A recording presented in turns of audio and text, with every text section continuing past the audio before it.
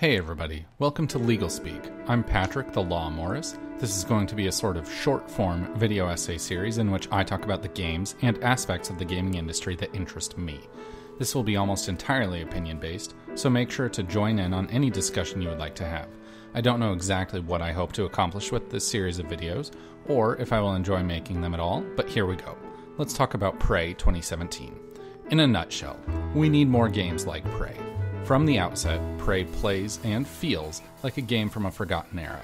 A game from a time before every game, movie, TV show, and comic book was looking to establish an extended universe and be the next MCU. Developer Arcane Studios didn't concern themselves with setting up sequels and establishing a universe. They told a contained, well-rounded story, full of tension and intrigue.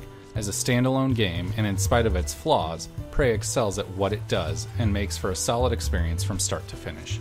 Prey extorts the same emotional drive that is oh so familiar from the television show Lost, constantly introducing new and interesting questions to the story that leave the audience bewildered and without answers up to the very end. By limiting the player's perspective as to what is happening around them, Arcane crafted a story with no obvious right and wrong answers, then force players to make decisions that dictate the life and death of many of the characters they encounter in the game. During my 15 hours with the game, I built a relationship with and began to feel a connection to January, but in the back of my mind there was always the nagging doubt of, what if Alex is telling the truth? Despite being largely inconsequential to the outcome of the story, Prey presents forced decision-making in a more subtle and nuanced manner than most games. Rather than hitting the player over the head with an opportunity to choose between good and evil, Prey leans more heavily into trust and doesn't reveal the alternative outcome, forcing players to question the legitimacy of their own choices long after they have been made.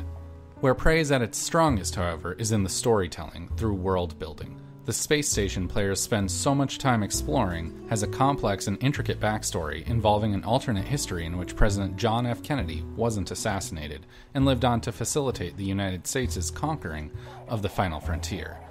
All of this story, however, is told via text and audio recordings in the museum room in the main hub area of the game, a room the player is never forced into.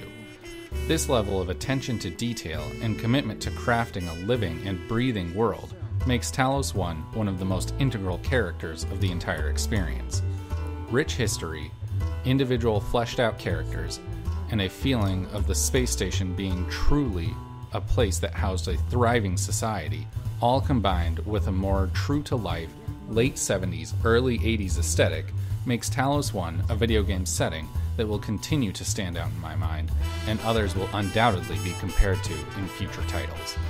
While Prey does have several strengths that make it a unique and engaging experience, it is not without its flaws, the most glaring of which is regrettably the gameplay. I found myself continuously feeling hampered by the jilted and jerky movement and the odd choice the developers made to force the player to use the interact button like it was going out of style. Enemies feel spongy and encounters uninspired. While I couldn't wait to explore more and more of the space station, I found myself increasingly annoyed by enemies and the fact that they stood in the way of my exploration. Engaging combat would have undoubtedly inspired me to take part in more severe exploration and a stronger sense of accomplishment after reaching a new area that was difficult to access. Unfortunately, what I found myself doing instead was doing my best to sneak or sprint past the Typhon, eager to reach the next audio recording or passive-aggressive email sent between coworkers. All that being said, the enemies aren't all bad. The mimics in particular rise to the top as the most memorable and innovative of the bunch. Prey loves to toy with the idea of trust, and the mimics are the physical manifestation of this obsession. Throughout the entire game, the player is forced to be on their toes and carry a healthy distrust of every single object in every room they enter. While it certainly isn't perfect, Prey is a fantastic game that recognizes what it is, a well-contained, single-player, catered experience. And to my absolute delight, it never tries to be anything more. Intriguing mystery, excellent atmosphere, and an unparalleled setting places Prey amongst the best of old-fashioned sci-fi horror that deserves to be mentioned in the same breath as BioShock, Alien, and Blade Runner. If you haven't played Prey yet, it's definitely worth the price of admission.